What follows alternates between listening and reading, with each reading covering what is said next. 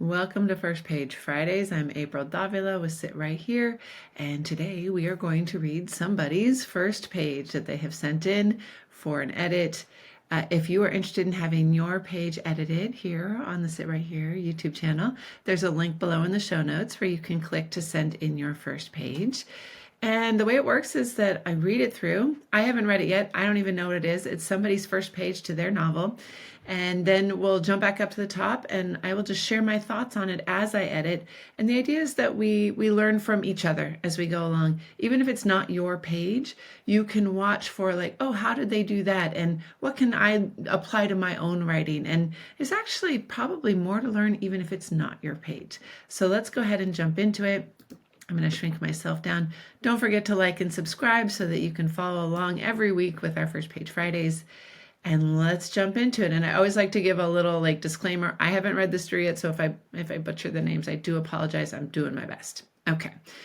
Savior of Souls, present day, year 245. Kendra scrolled through memories in her mind as though flicking through the pages of her life story while she sat on the sofa in her office at Vicken Farm.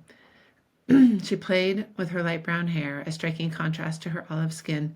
She held a sacred text, the story of Enzi, an uplifting account of a powerful galactic leader revered by her descendants across the universe. She recalled when her father handed the text to her, asking her to read the true story of this mighty woman set approximately 900 years earlier. He believed his daughter was even stronger, though she found it difficult to accept. He saw her as a multi-dimensional character with a rich inner world, a combination of strength, beauty, empathy, and complexity. For 25 years, she had missed his charm and forthright attitude, which had pushed her to reach the heights life could offer, even though she often tumbled into the depths of despair. She tilted her head back, took a long breath, and looked around her office. The walls were covered with photos of loved ones, causing her stomach to clench as they were no longer in her life. She gazed at her husband in the large photo on the wall and gave a wistful smile. Come back to me, Alistair. Even if you are in the spirit world, keep trying to reach me. The children have grown up without you, and I broke my promise to find your notes. I know I can make sense of them if only I could read them. Okay, so let's jump back up to the top here. Savior of Souls. I'm going to assume that's a title either of the story or the chapter. I'm a little confused by present day, year 245, because it's not 2045. I think I would probably just let it be instead of present day, maybe you could give a season. This is an opportunity here to set a little bit of tone. So and again, it's always tricky when I try to give examples because I don't know what's in your head as the writer. I'm just doing my best to kind of give examples of specificity. But instead of present day, let's say first day of spring. Year, and I don't know, you need to capitalize spring. The first day of spring, year 2045. Or maybe if you're trying, I don't know if we're on Earth or not. Some of the names here are a little, and I mean, Alistair's and Enzi, the story, because I'm not aware of this sacred text, I'm kind of assuming maybe this isn't exactly Earth as we know it.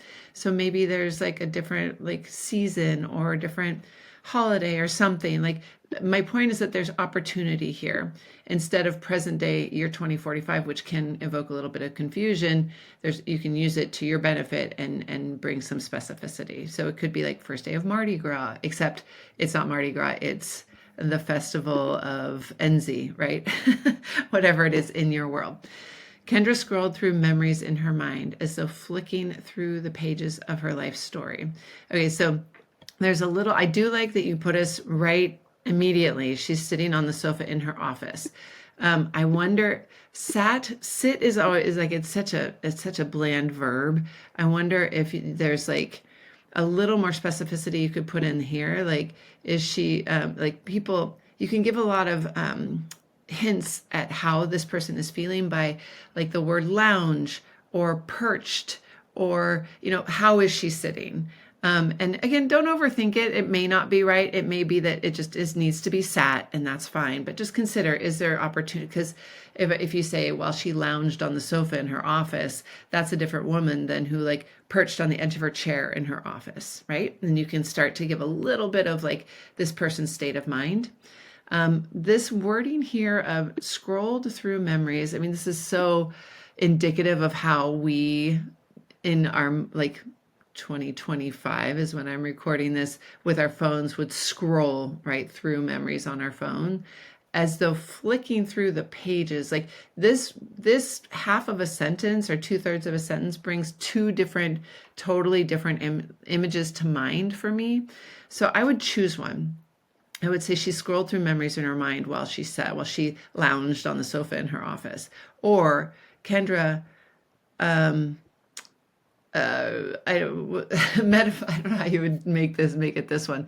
So maybe let's make it here. Let's take out this one because I think scrolling through memories in her mind is I'm taking a little bit of issue. If this is a world where a devices similar to iPhones exist, then sure, keep scrolled. People will relate to that. That's fine.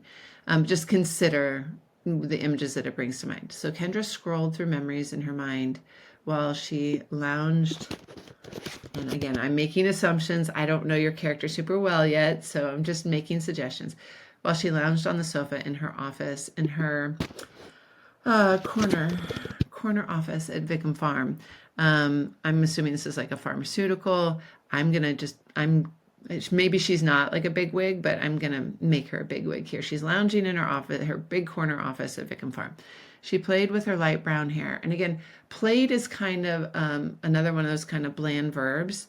So you could say she twirled a curl is a little cutesy, but like she curled a strand of light brown hair around her finger. And you might even say like lost in thought. Except you would put that here. You would put lost in thought. She curled a strand of light brown hair around her finger, a striking contrast to her olive skin. So my adding the finger then makes it sound like the olive skin is in contrast to the finger. So I'm going to take that out. Lost in thought, she curled a strand of light brown hair, a striking contrast to her olive skin. So I would just ask, and again, forgive me if this is my own ignorance coming through, but light brown hair and olive skin, are they really in that much of a contrast? Or are they maybe complementing each other? A strand of light brown hair, a complement. I'm going to leave it because you have a vision board, but just consider light brown hair and olive skin may be more complement than contrast. I'll let you decide on that. She held a sacred text. Again, there's opportunity for specificity. In her lap, she held a sacred text, or in her hands, or on her desk rested. Like this is opportunity to give us help the reader envision what she's doing. So now, of course, I'm envisioning her kind of lounging, and so I'm putting the book in her lap. But if that's not the case, then you adjust accordingly. She held a sacred text, the story of Enzi, an uplifting account of a powerful galactic leader revered by her descendants across the universe. Now, this she would refer to Enzi. So you would want to make this Kendra, I assume. Kendra recalled when her father handed her the text, asking her to read the true story of a mighty woman set approximately 900 years earlier. So we have a lot of time in this one. So first it was present day, year 2045, 900 years earlier, 25 years. I wonder if we can we don't want to invite readers to be doing math or we don't want them to have to calculate anything. We just want them to ease into the story.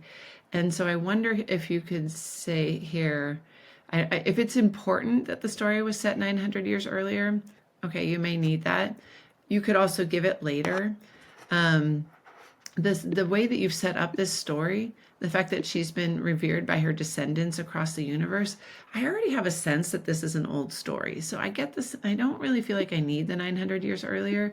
And this whole sentence is a little clunky. I think we could clean it up a little. Kendra's father had asked her, Kendra's father had asked her to read the true story of this mighty woman.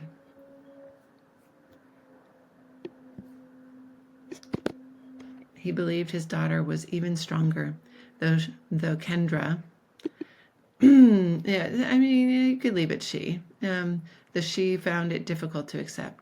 He saw her as a multi-dimensional character. Now, multi-dimensional, and again, I don't know your story, but when I read multi-dimensions, what you are literally saying is that she exists in multiple dimensions. And I wonder if what you mean is like multifaceted. Faceted, I don't know how do you spell multifaceted character. And again, these are characters in your book. We kind of try not to call that out unless it's the kind of sarcastic book where we will break the fourth wall, whatever it's called. So you might say her father saw her as a multifaceted young woman with, and I guess you already have. Okay, so got that multiple in there.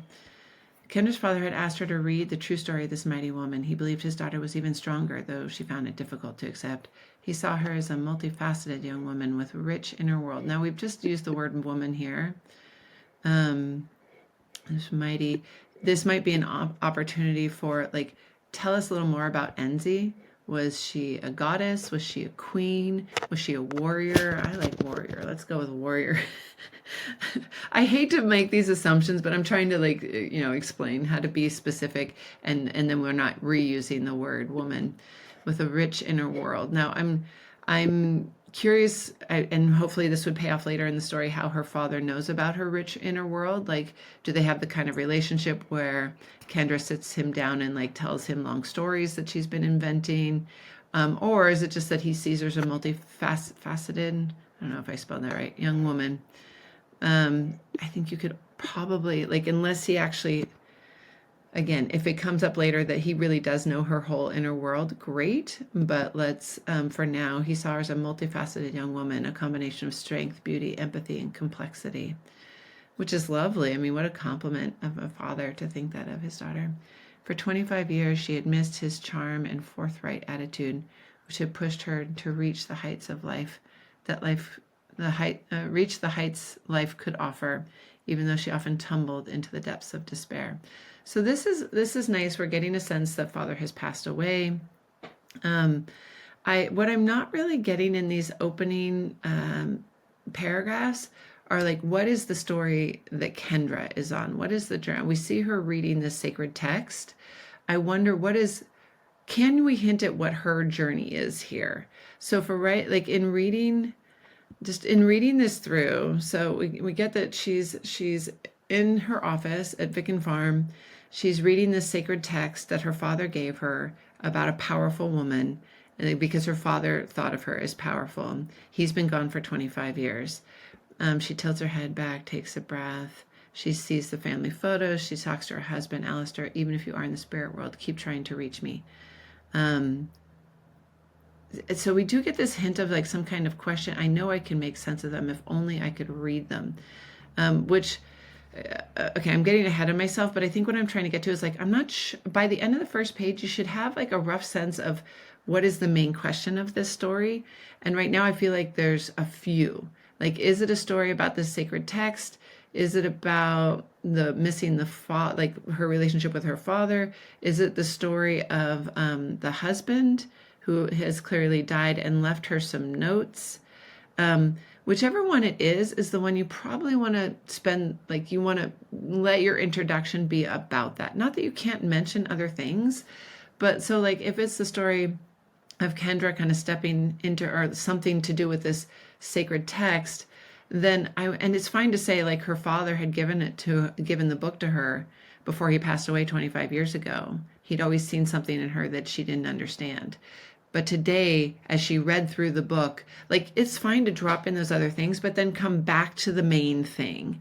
And I think you could do it in a lot like more concise. So in her lap, she held a sacred text, the story of Enzi, an uplifting account of a powerful galactic leader revered by her descendants across the universe. Kendra's father had given her the book before he passed away 25 years ago. He'd always seen something in her that she didn't see in herself. But now, as she read through the book and the festival was approaching, like, do you see how, like, bring it back? Mention Dad, of course, if he's an important part of the story.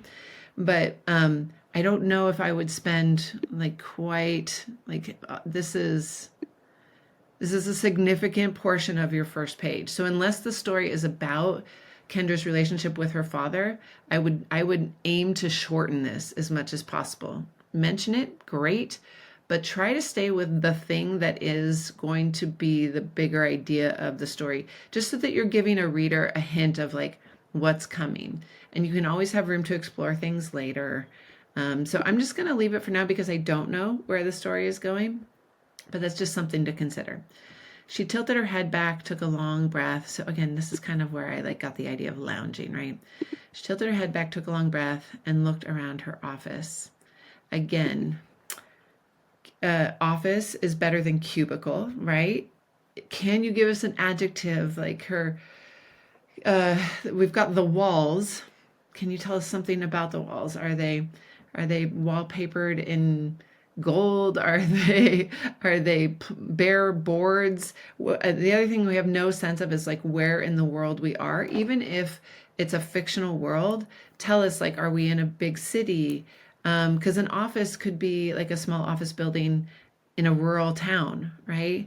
I made the assumption of corner office. I'm envisioning more of like a big city type of thing, but drop us some hints on that front. You've given us this hint of what she looks like with her light brown hair and her olive skin. Give us a few more hints of the space that she's in.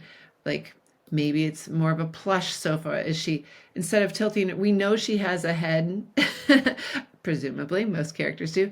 Maybe you could use this space to be like she leaned back against the plush pillows. Or if it's not plush, if it's more like austere, maybe she gets up and she paces along her floor to ceiling windows.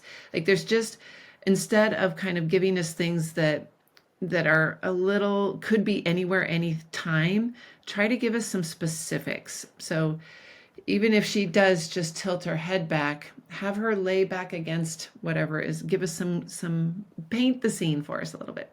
The walls were covered with photos of loved ones. Now, are they framed photos? Are they tacked up with tape? Are they, like opportunity here. You don't have to go into long descriptions, but see if you can choose a few words that start to build out your world a little bit. The walls, and so here, the walls were covered with photos of loved ones, you're kind of saying that the walls are causing her stomach to clench, which, I mean, I get what you're going for, but it's just like half a step off. So the walls were covered with photos of loved ones. Their images caused typo queen. Their images caused her stomach to clench as they were no longer in her life. So again, we got to watch our verb noun agreement. Their images caused her stomach to clench as they were no longer. So the they is now referring to the images. So, I mean, I guess I made the change so that it's not the walls that are making her stomach clench, but now we have to adjust this. So the walls were covered with photos of loved ones. Their images caused her stomach to clench. She missed them so much. Like, that's the point, right? Is like, she missed her family. And again, you don't have to, you can just be more direct. Like, she just missed them, not like as they were no longer in her life. Again, that may be the right way to phrase it for your story. And if you are setting tone, then please ignore my suggestions. But I think you could just simplify a little bit. The walls were covered with photos of loved ones. Their images caused her stomach to clench. She missed her family, or she missed them so much. She gazed at her husband's image in the large photo on the wall. Now, we've already said, like, these are images on the wall, right? So I would, again, opportunity for specificity. She gazed at an image Yeah, we said, okay, photos. So we can say an image of her husband on their boat at last year's festival, right? If say, or last year's festival, or last year, like there's opportunity here to be like, why is this coming up now? She gazed at an image of her husband on their boat at last year's. I'm totally just making things up. Please make it your own. But the idea here is that instead of just a large photo, which I don't know, like who is it just a headshot? Maybe it's just a headshot, but tell us. And then the wistful smile is like, okay, yeah, but I would kind of assume wistful smile. What I want from you as the author is the specificity of what's actually in this world. And then we can kind of almost feel the wistful smile. Or you could say she gazed wistfully at an image of her husband on the boat at last year's festival. But I think even just gazing at an image already has a wistful feel to it. And then come back to me, Alistair. Even if you are in the spirit world, this just feels like exposition.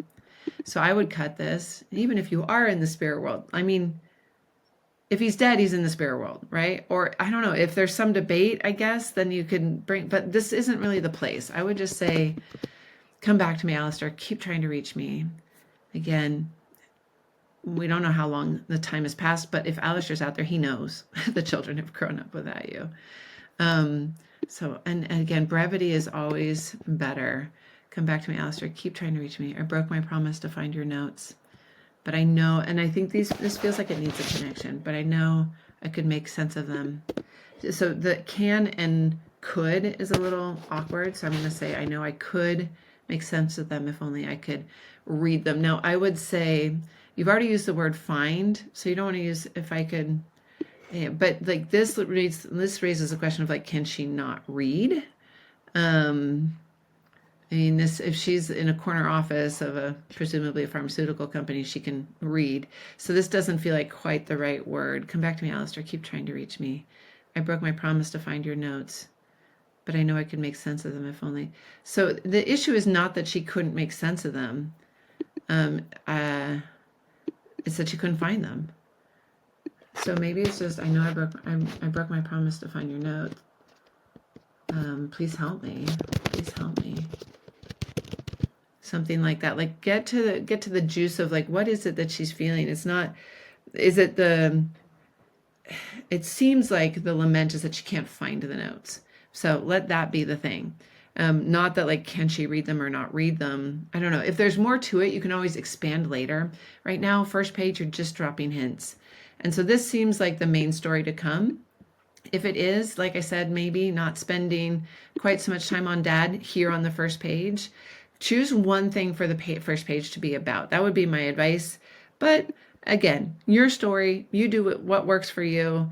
I think we're going to call this one done. If you have questions, you can drop them in the notes below.